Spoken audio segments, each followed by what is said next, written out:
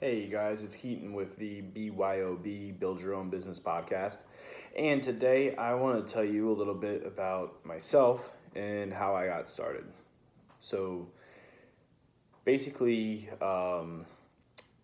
it was like February 2018. I went to like a Super Bowl party, and one of the guys there was telling me about how he was a realtor, and he started like showing me on his calculator the commission for like a $500,000 house and how much he'd make on like one side.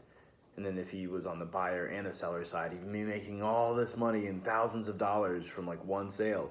And I was like, hey buddy, how do you become a realtor? And he's like, oh, you just go to class for like a month and a half. It's like 6 to 8 weeks, and you take a test, and then you're a realtor. I'm like, all right. So, needless to say, by March I was enrolled in classes, and by May I was a realtor. And I ran around trying to drum up all this business. I definitely learned a lot about, marketing, lead generation, and all sorts of stuff.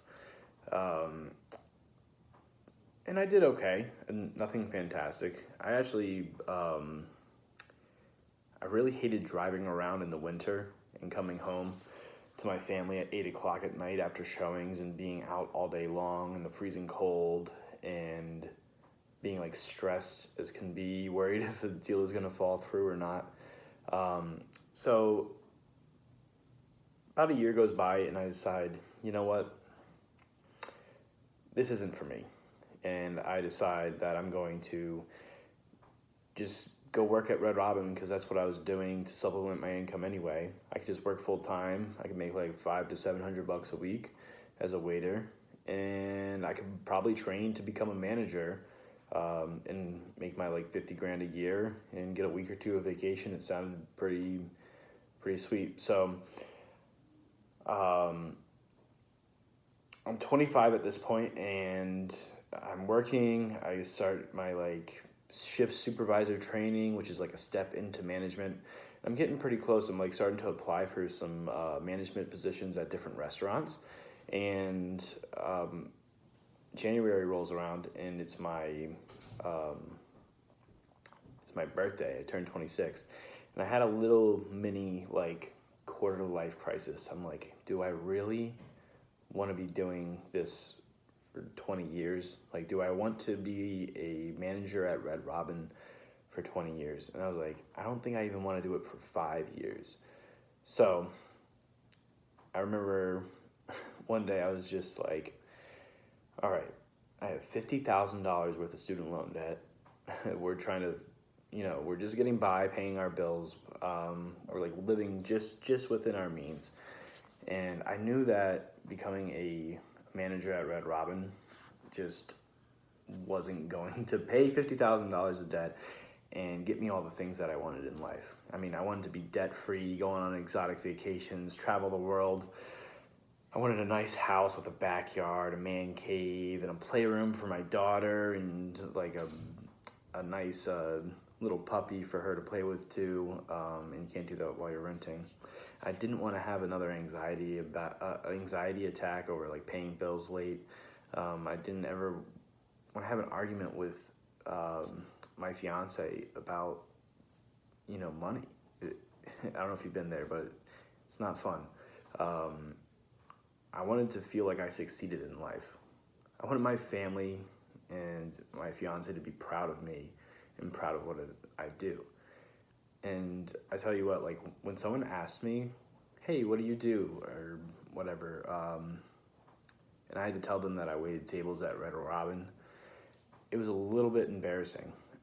There's nothing wrong with it. I actually love that job. It's probably like the best job that I had. So nothing against it. But I definitely had that little sense of embarrassment because I felt like there was this, what's the word? Stigma around it for some reason. And I definitely didn't want to drink every night that I came home because I was stressed out at work about these tables that were ordering burgers. And I wanted my life to be more than just paying bills and working every day. So I couldn't go back to school. I had maxed out all my student loan options. There was no degree that I could get. I felt stuck. I felt trapped. I felt destined for a life that I did not want. So what did I do? When you have nothing else to do, everything else is exhausted. I prayed.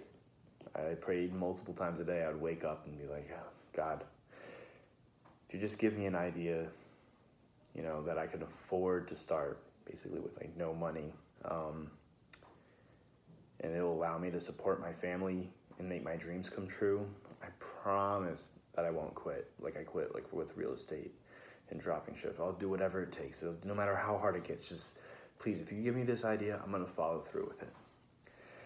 And I would say that prayer like every chance I got, right? I would just like keep asking, like please, just,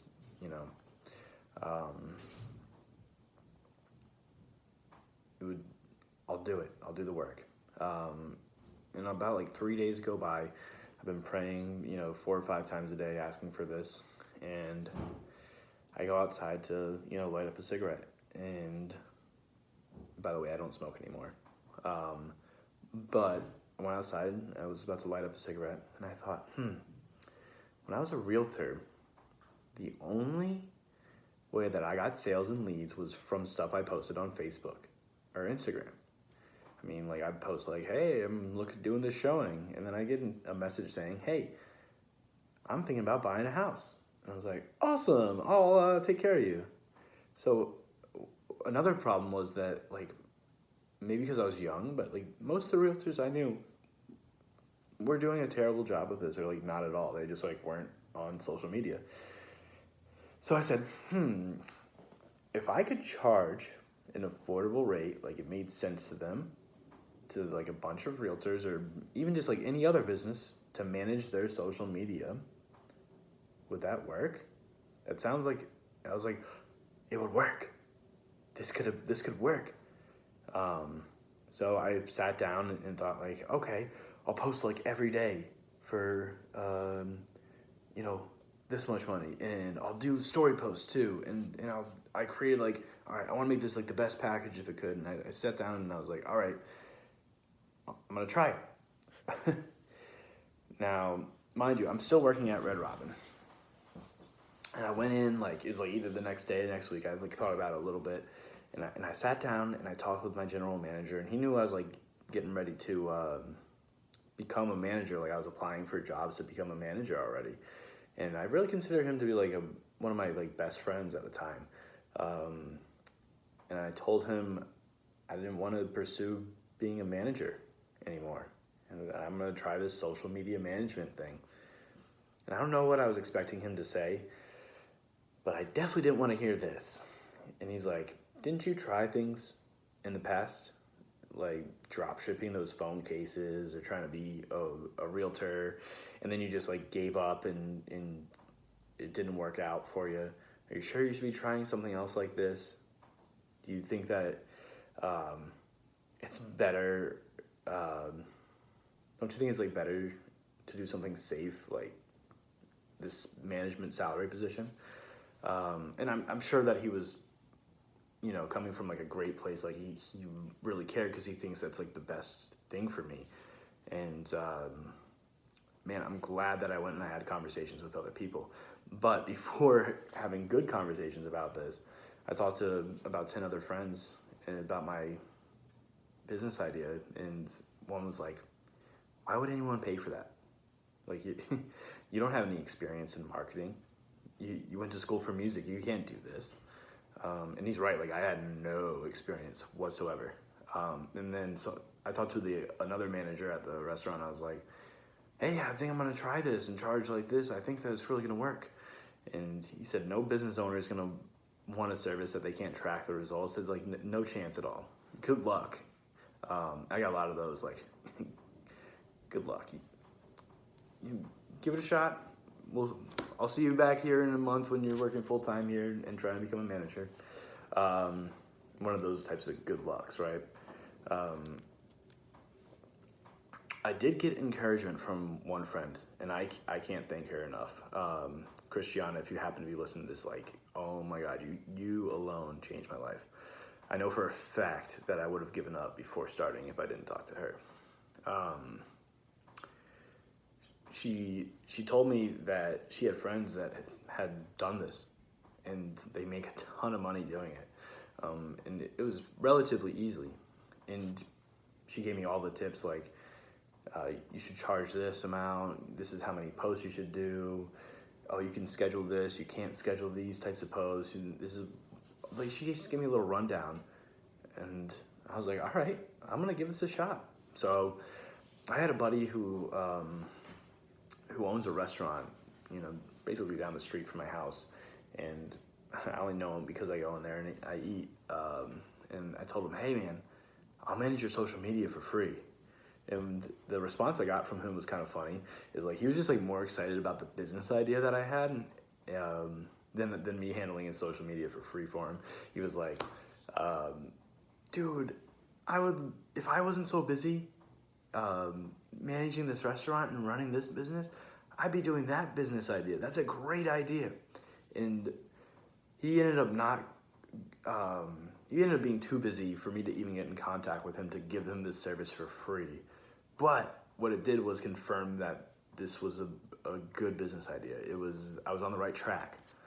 So I went home, I think it was the same day. I went home and I went on Canva and I designed like these square cutout, actually they're bigger, right? But square cutout flyers saying like, I'm gonna manage your social media for $99 a month.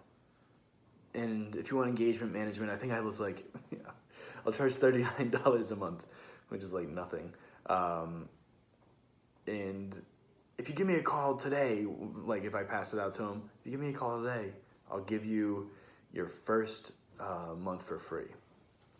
And I remember I took those flyers on like a really, really cold, wet day, and I handed them out to like a bunch of local businesses. I can still remember like the sweater I was wearing and like going out and knocking on the doors. Well, not knocking on the doors, but opening them up and running in and saying, hey, I can manage your social media, and if you call me today, you can I'll give you the first month free. And I like just like ran out of there. I was like totally terrified. So I handed out about like 25 to 35 flyers, and I couldn't think of like any super close businesses or businesses I was like interested in helping out. But you know what? I was pretty proud of myself. I was already having conversations in my head thinking like, Keaton, even if no one calls, which they probably won't call you, it's okay. You should be like super happy that you had the courage to like go out there and take that first step.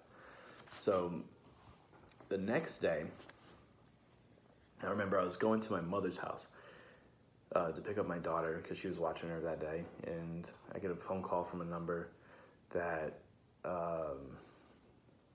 it wasn't in my area code, so I just ignored it. I was like, oh, it's probably like a telemarketer, or even worse, like a bill collector or something. And then they left a voicemail. I remember like at the time, like I wasn't getting voicemails from these numbers, so I went out and I checked it.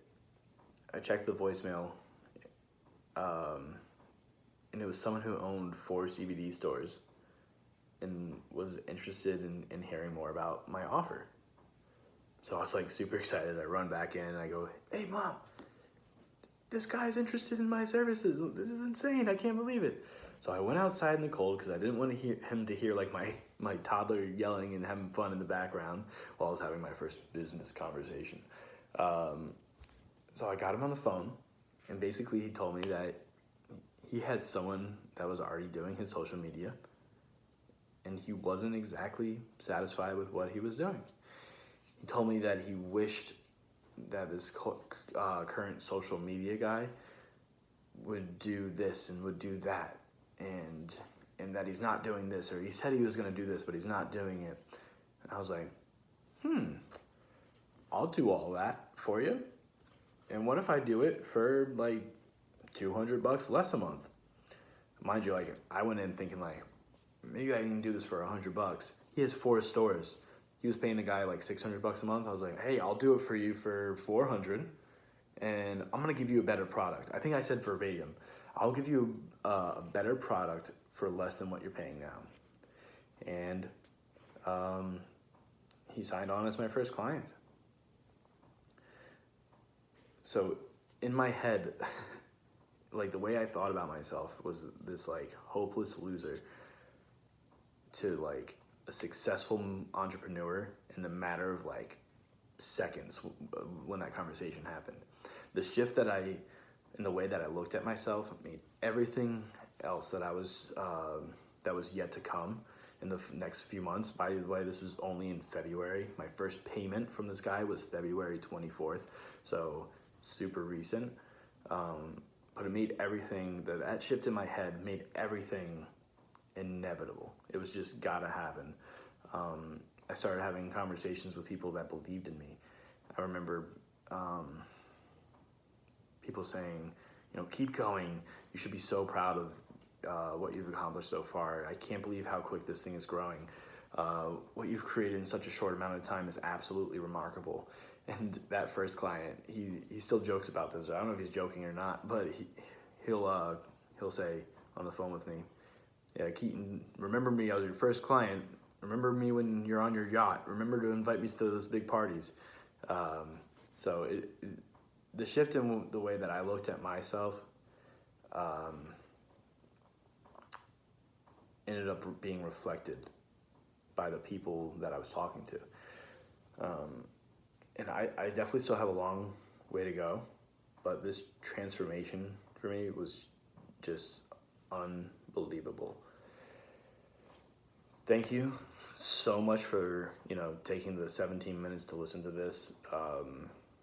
It really means a lot for me. If you would leave a comment or subscribe, like, post, follow, any of those cool things, I would really, really appreciate it. Leave a review on the podcast, and I look forward to talking to you tomorrow.